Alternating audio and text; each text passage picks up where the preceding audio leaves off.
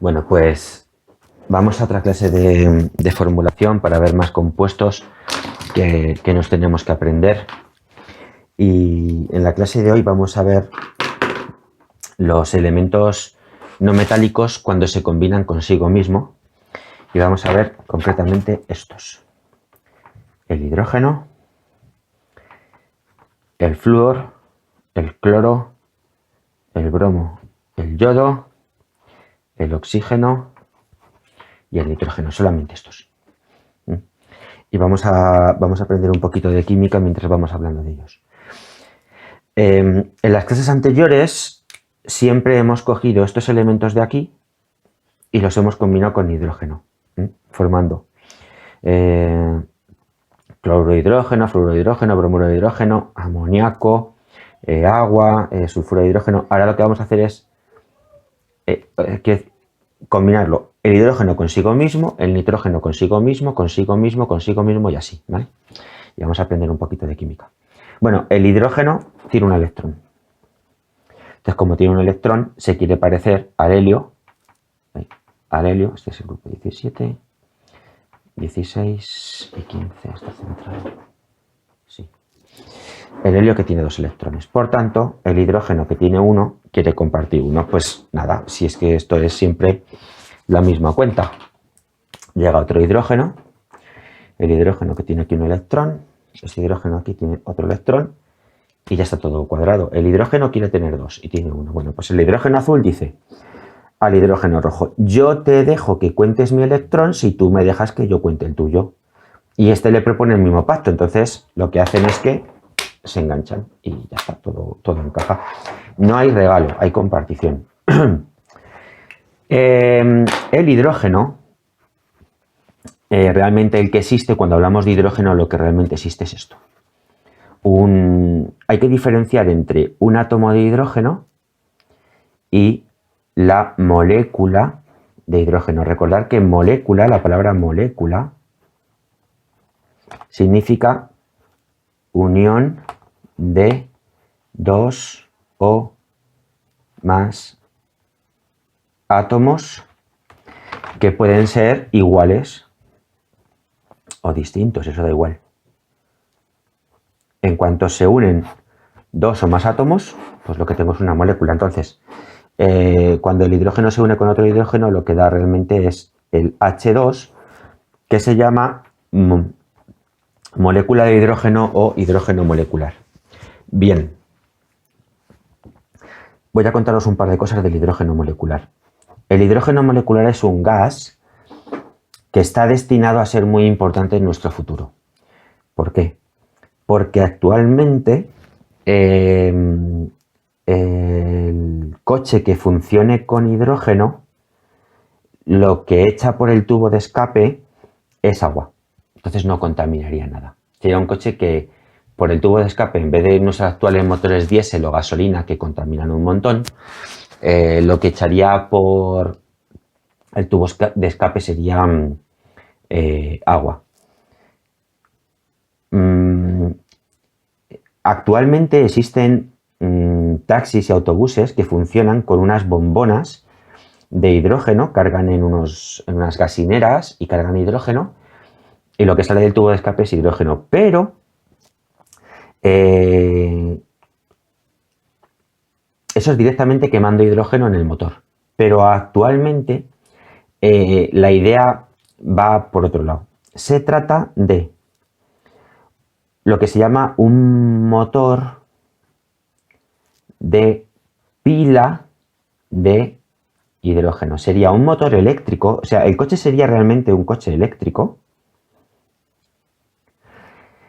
Sería accionado con un motor eléctrico, pero sería la batería eléctrica se cargaría quemando hidrógeno. Es decir, el coche tiene una batería de hidrógeno, o sea, un depósito de hidrógeno.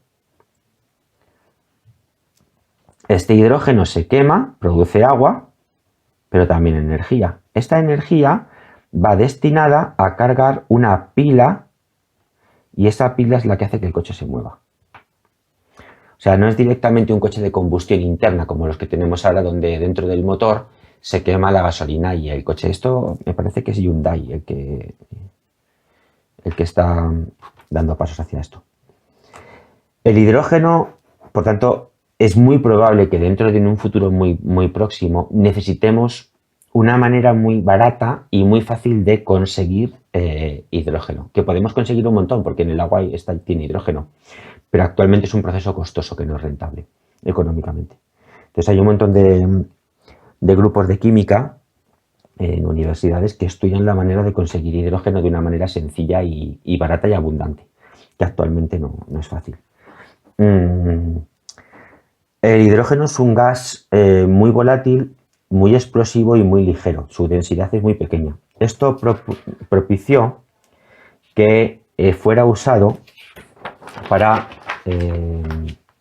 llenar los cepelines. No sé si sabéis lo que es un cepelín. Un cepelín, a principios del siglo XX, antes de que la aviación tuviera el auge que tuvo, lo que era un enorme balón, así, y aquí había, que aquí tenía una hélice y tal, y aquí tenía un sistema donde la gente podía viajar. Pero era un globo enorme. Alemania empezó, la palabra Zeppelin es una palabra alemana, Alemania empezó a construir estos Zeppelines y para dentro del globo empezó a meter hidrógeno, que es un gas muy ligero, muy volátil, para que este Zeppelin pudiera volar.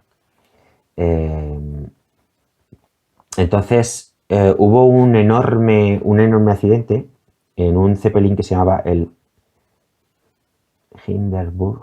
Podéis buscarlo en internet. Se ven unas imágenes brutales de una explosión, porque tuvo que ser una cosa brutal. El hidrógeno es muy explosivo. Entonces, parece ser que el Zeppelin iba desde Alemania a Estados Unidos y cuando llegó a Estados Unidos hubo un problema con alguna tormenta eléctrica y tal, que, bueno, exactamente no sé muy bien por qué, pero si fue un rayo o un poco de electricidad estática, el caso es que de alguna manera la electricidad hizo que el hidrógeno que había acumulado dentro del Zeppelin explotase. Y eso dio una explosión, eso pegó una explosión bravísima. Entonces ardió de punta a punta en un momento. Y claro, eso provocó que este sistema de aviación se abandonase. La foto es tan impactante que dio lugar al grupo de música más importante de todos los tiempos, que fue Led Zeppelin, ¿no? Que es el grupo de música, el mejor grupo de música de la historia, sin discusión. Podéis buscar fotos del Hindenburg en internet, son brutales. Bueno, más elementos. ¿Cuántos enlaces tiene el hidrógeno consigo mismo? 1. La molécula de hidrógeno está formada por un átomo de hidrógeno unido con otro, unidos mediante un enlace. Es decir, la molécula de hidrógeno o hidrógeno molecular es un enlace. ¿Cuántos enlaces? Vamos a ver ahora los halógenos. ¿Cuántos enlaces tendrán los halógenos consigo mismo? Es decir, ¿cuántos electrones le hacen falta al flúor para tener los electrones de un gas noble? 1. Y al cloro, 1. Y al bromo, 1. Y al yodo, 1. Es todo el rato igual. El que haya seguido hasta aquí las explicaciones, esto lo entiende bien porque es todo el rato igual. Bueno, pues entonces el flúor, que le hace falta un electrón, pues comparte un electrón con otro flúor. El cloro, que le hace falta un electrón, comparte un electrón con otro cloro. El bromo está en la misma situación y se une con otro bromo, y el yodo hace lo mismo. Bueno, tanto que es el flúor, es F2, el cloro es Cl2, el bromo es Br2 y el yodo es I2. Estos se llaman molécula de flúor o flúor molecular, molécula de cloro o cloro molecular, molécula de bromo o bromo molecular y molécula de yodo o yodo molecular. Vale, el flúor es una molécula que es extraordinariamente venenosa. Eso es un veneno tremendo. La molécula de flúor es un veneno tremendo. De tal forma que cuando los químicos intentaron prepararlo para aislar el flúor, un montón de químicos murieron en el laboratorio porque cuando generaban flúor se terminaban intoxicando. En cantidades increíblemente pequeñas esto es un veneno brutal. En la síntesis del flúor costó muchísimo trabajo porque cada vez que se generaba flúor los químicos no conocían su extrema capacidad de generar, de ser un veneno. Entonces, al principio se te empieza a producir un edema pulmonar, se te hinchacan los pulmones y te asfixias. Bueno, pues un montón de químicos murieron en el intento hasta que por fin lo consiguió un francés que se llama Henri Moissan.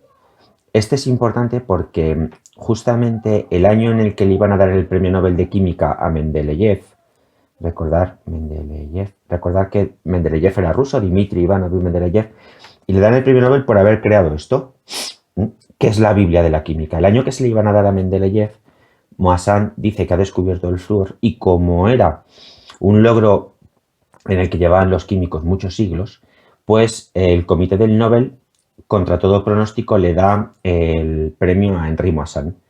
Y Mendeleev, que estaba en San Petersburgo ya preparando las maletas para ir a Suecia a recoger el premio Nobel de Química, pues se queda en tierra. El año siguiente, cuando Mendeleev ya era el firme candidato para ganar, se murió.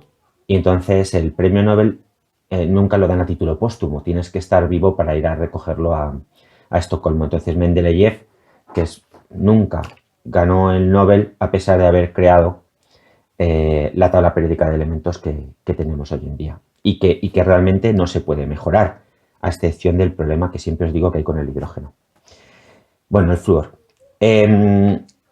Habréis oído que la pasta de dientes tiene flúor y ya os imaginaréis que no es exactamente el flúor del F2. Lo que tiene la pasta de dientes, lo que se le añade a la pasta de dientes es el anión fluoruro, es decir, un átomo de flúor con carga negativa. Este átomo de flúor con carga negativa tiene en el núcleo 9 protones y en la corteza 10 electrones, por tanto tiene los electrones de un gas noble. El fluoruro sí realmente es más o menos inofensivo y lo que ocurre con el flúor es que se sabe que previene la formación de caries.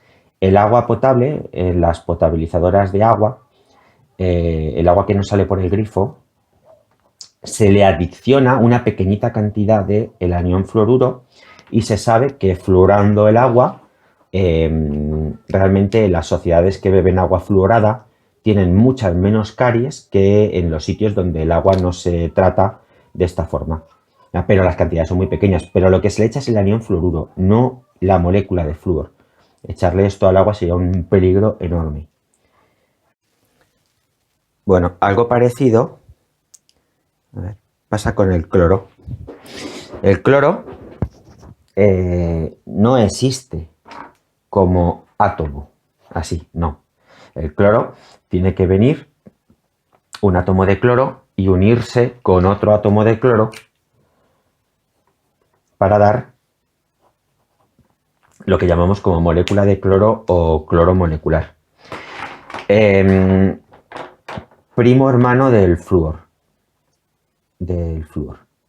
Muy tóxico. Una historia real que ocurrió en Colombia en los años 90 fue la siguiente. Unos narcos querían meter droga en Estados Unidos.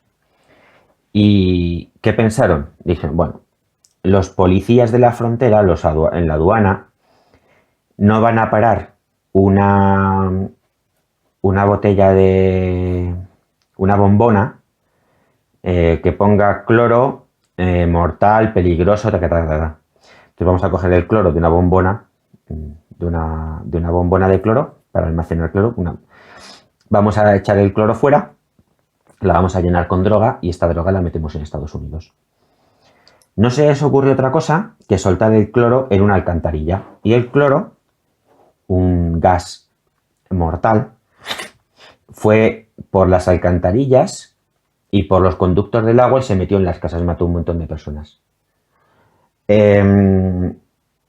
Porque es eso, increíblemente tóxico, te quema por dentro, te abrasa los pulmones. Afortunadamente, pues esos narcos terminaron pues donde tienen que estar todos, que es en una cárcel en Estados Unidos, pudriéndose. Pero ya antes de eso, el cloro se utilizó en la Primera Guerra Mundial como un arma de guerra química. El cloro, el cloro 2 es realmente lo que desinfecta y uno de los principales, uno de los componentes de la lejía. La lejía mata porque tiene una cosa parecida al cloro y es la razón por la que recomiendan usar lejía pues, para desinfectar y para clorar el agua, para quitarle todas las bacterias, los hongos y los virus que pueden hacer que el agua se convierta en un elemento en el que se puedan propagar enfermedades. Y por eso pues estamos ahora todos con la lejía para lo del tema del coronavirus y tal, por el tema que lleva cloro. No es realmente cloro 2, pero es una cosa parecida. En cambio, el anión cloruro no voy a decir que es inocuo, pero realmente pues no es tan peligroso como el cloro 2. El cloruro, el ser humano pues lo tiene. Tiene cloruro realmente en nuestros sistemas, en nuestros fluidos orgánicos, hay cloruro y es el componente de la sal. Cuando tú le echas sal al agua, lo que se forma es sodio positivo y cloruro negativo. O sea, que cloruro más o menos, no hay que decir inocuo, porque también puede, en cantidades muy grandes, pues puede resultar, tiene problemas. Pero una cosa es el cloruro y otra cosa es el gas cloro. Igual que el fluoruro y el flúor 2. La molécula de flúor es muy tóxica, el fluoruro se utiliza para echárselo al agua como os he dicho, para el tema de las caries, y el cloruro pues es un componente normal de nuestros sistemas, de nuestros fluidos. La sangre lleva cloruro y el agua tiene cloruro y tal, mientras que el cloro 2 es un gas mortal. Es un gas de color verde y en la Primera Guerra Mundial causaba pavor porque pesa mucho, se desliza por el suelo y entonces era especialmente usado para matar a los soldados que estaban dentro de una trinchera. Claro, como una trinchera es un hoyo en el suelo, por debajo, entonces el gas viajaba por el suelo y cuando encontraba la trinchera se metía por debajo de la trinchera. Y cuando los soldados veían el cloro, bueno, eso era una locura. Enseguida se ponían las máscaras y hay fotografías de verdad espeluznantes de soldados y perros y caballos de la Primera Guerra Mundial, todos con máscaras antigas. El bromo, al bromo le pasa igual. Realmente lo que existe es la molécula de bromo y también es un compuesto que tiene cierta peligrosidad. Y el yodo es uno de los componentes del betadine y se usa para desinfectar heridas. Tiene un color pardo y el anión yoduro no es tan peligroso como el yodo molecular. El anión yoduro se utiliza en algunos sistemas porque es importante para la glándula tiroides, que la tenemos en el cuello. Hay una glándula que segrega una hormona, entonces lanzamos el yoduro para que funcione bien. Entonces a la sal de mesa, cuando veis en el supermercado un paquete de sal, pone sal yodada. ¿Qué significa eso? Que la sal, que es NaCl, tiene una pequeña cantidad de NaI, o sea, cloruro de sodio y yoduro de sodio.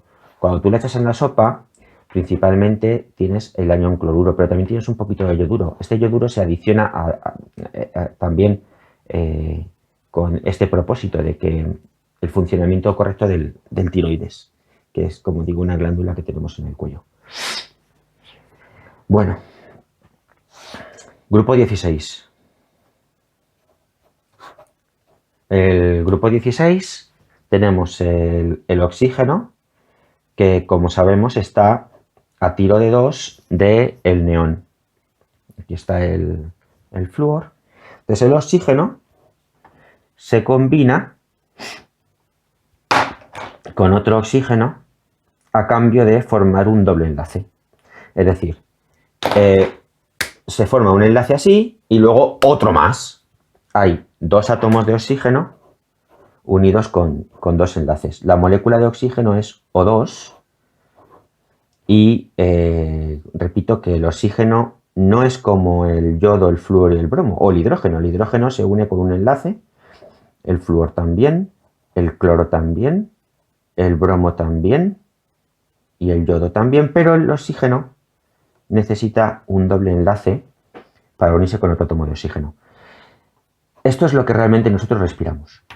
El oxígeno que nosotros respiramos no es el átomo de oxígeno, que no existe así en forma normal, sino lo que existe en el aire es la molécula de oxígeno, que son dos átomos de oxígeno unidos. Repito, por un doble enlace. Entonces, una persona inspira esto y cuando expulsa el aire que inspira es pura dióxido de carbono. Pero lo que respiramos en el aire es esto. El aire aproximadamente tiene entre un 20 y un 25%, un 20 y un 21% de oxígeno. ¿Vale?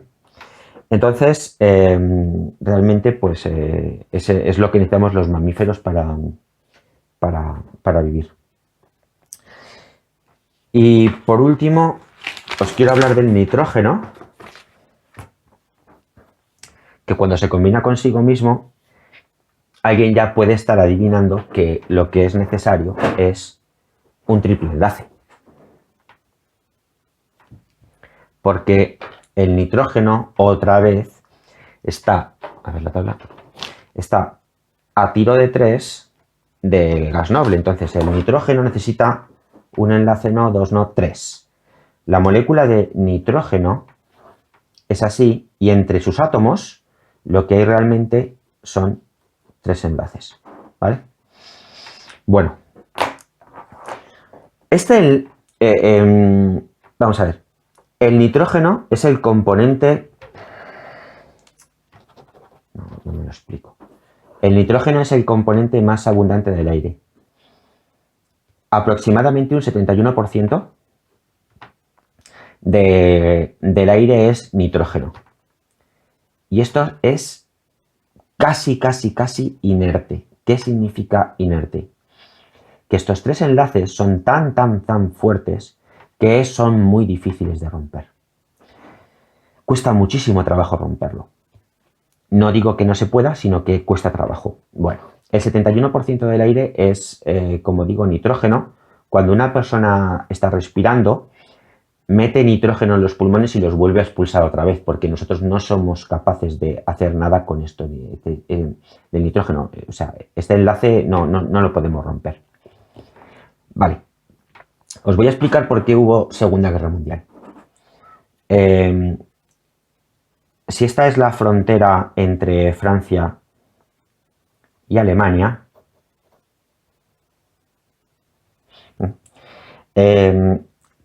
los alemanes tuvieron 2 guerras mundiales y las perdieron las 2. La primera, cuando pierden la Primera Guerra Mundial, en la década de 1900, los alemanes, cuando pierden, son obligados a firmar en París, en Versalles, un tratado por el cual tuvieron unas condiciones horribles.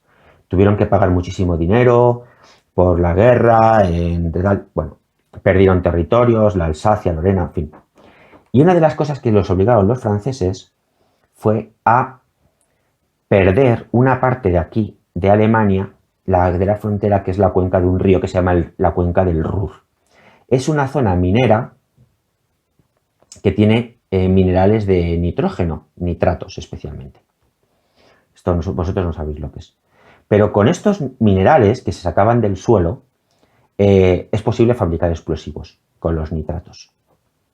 Casi todos los explosivos que se fabricaban a través de lo que se sacaba de las minas. Francia obliga a Alemania a perder el control de esta zona minera de aquí, que es, como digo, la cuenca de un río que se llama el Ruhr. Lamentablemente, para la humanidad ocurre la Segunda Guerra Mundial. Los alemanes llegan al poder unos los nazis, una gente unos animales, unos auténticos demonios, y quieren llevar otra vez el mundo a una segunda guerra.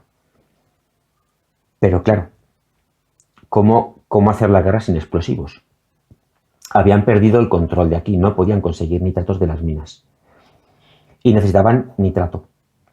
Y entonces dijeron, ¿cómo conseguir nitratos? En el aire hay mucho nitrógeno. Pero el problema es romper este enlace que hay entre el nitrógeno del aire. Pues los alemanes lo consiguieron. Se llama un proceso Haber-Bosch. Estos dos señores, que eran dos químicos alemanes, consiguieron a través del aire, coger el nitrógeno del aire, que hay todo el que quieras, es inagotable prácticamente, combinarlo con hidrógeno y conseguir amoníaco. Y con el amoníaco, los nitratos. Es decir, podían conseguir explosivos sin necesidad de minas. Y a partir de los nitratos ya los explosivos. Y eso condujo al mundo a una desgracia como fue la Segunda Guerra Mundial. Eso es otro ejemplo de lo que siempre os digo. La guerra la guerra no es más fuerte el que más los músculos, sino el que domina la ciencia. Es la ciencia la que domina el poderío de un país. Y Alemania en los años 30 tenía un ejército de científicos y de matemáticos de primer nivel mundial. Tenían una universidad extraordinaria.